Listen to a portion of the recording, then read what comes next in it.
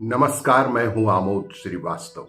Amazing thought, amazing message, amazing information की दिशा में आज एक कदम और आगे। आज के इस जानकारी का विषय है अद्भुत बलिदान। आपको ये मेरा वीडियो अच्छा लगे तो लाइक करें, शेयर करें और लाल बटन दबाकर सब्सक्राइब अवश्य करें। साथ ही बेल आइकन दबाना बिल्कुल ना भूलें। आज के इस जानकारी का विषय है अद्भुत बलिदान। 21 दिसंबर 1704 6 महीने से पड़े मुगलों के घेरे को तोड़कर अपनी 400 की फौज के साथ गुरु गोविंद सिंह निकल गए थे। वहां से निकलने के बाद सबको सिरसा नदी को पार करना था। जाड़े की भीषण बरसात के कारण उफनती हुई नदी और रात की बेला आधे से अधिक लोगों को नदी ही ले गई और जो बचे वे 3 हिस्सों में बंट गए।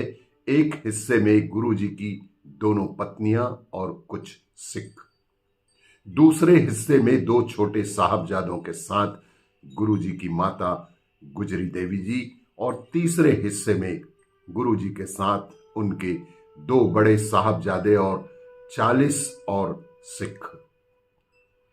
43 सिखों का काफिला भागता दौड़ता एक छोटे से गांव चमकौर पहुंचा और वहां एक कच्ची हवेली में शरण ली। उधर मुगल सेना को पता चला कि गुरुजी निकल गए तो पीछे दौड़ी। अगले दिन 22 दिसंबर को मुगलों की फौज चमकौर में थी। वजीर खान की सरदारी में लाखों की फौज गुरुजी को जीवित या मृत पकड़ने के लिए पागल सी हो गई थी। लाखों की मुगल सेना 43 सिख भूल जाएंगे युद्ध को। बस इतना याद रखिए कि सिखों में 36 मरे और मुगलों में लगभग सब। आश्चर्य होगा ना, आश्चर्य का नाम ही श्री गुरु गोविंद सिंह जी था।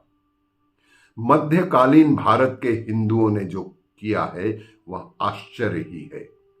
हजारों हजार सैनिकों के बीच में 5-5 सिखों का जत्था निकलता था और लगभग सबको मारकर बलिदान होता था। 18 वर्ष के साहबजादे अजीत सिंह और 14 वर्ष के साहबजादे जुझार सिंह जी भी अपने जत्थों के साथ निकले और बिना घबराए हजारों को काटकर स्वयं का बलिदान दे दिया। आसमान रो रहा था और हवेली की छत से अपने बेटों के अद्भुत शौर्य देखकर पिता भी गर्व से खिल रहे थे। जब केवल 10 बचे थे तो सब ने कहा कि आप निकल जाइए गुरुजी, पंथ के लिए आपका यहां से निकलना बेहद आवश्यक है। लाशों के बीच निकलते भाई दया सिंह जी ने कहा, गुरुजी रुकिए, तनिक साहबजादे के शव को अपनी चादर से तो ढक दूं। तभी गुरुजी ने कहा कि तुम्हारे पास 36 चादरें हैं क्या? अगर मेरे 36 साहबजादों के शव पर चादर डाल सकते हो तो डाल दो, नहीं तो साहबजादे अजीत सिंह और जुझार सिंह के शव भी अन्य सिखों की तरह खाली ही रहेंगे। इस मिट्टी को भी याद रहना चाहिए कि उसके लिए उसके बच्चों ने कैसी कैसी कुर्बानियां दी हैं।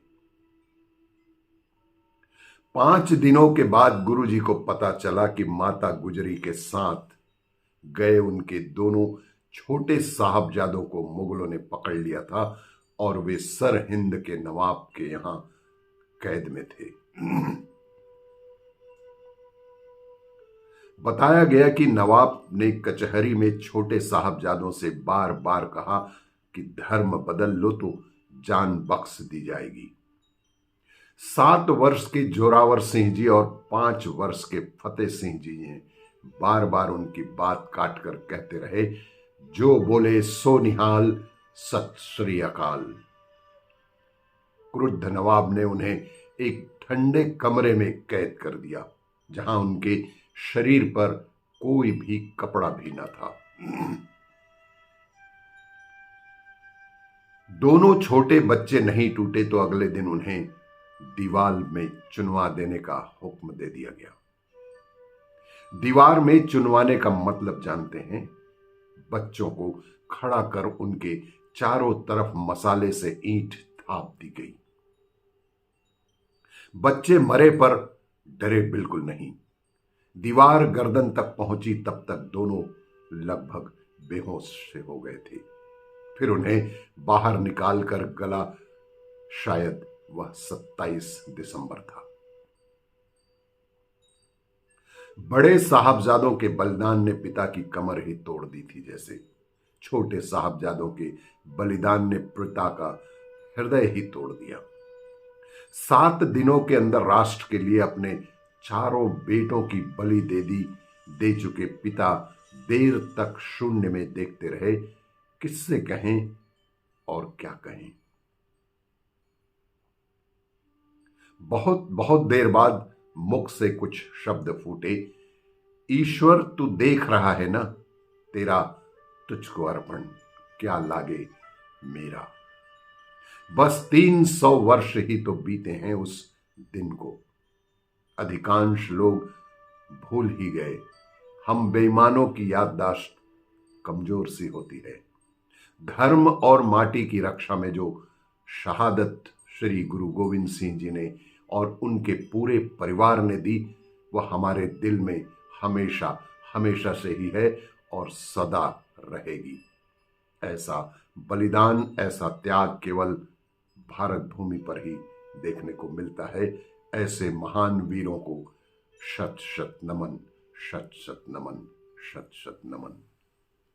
आपको ये मेरा वीडियो अच्छा लगे तो लाइक करें, शेयर करें और सब्सक्राइब अवश्य करें। धन्यवाद।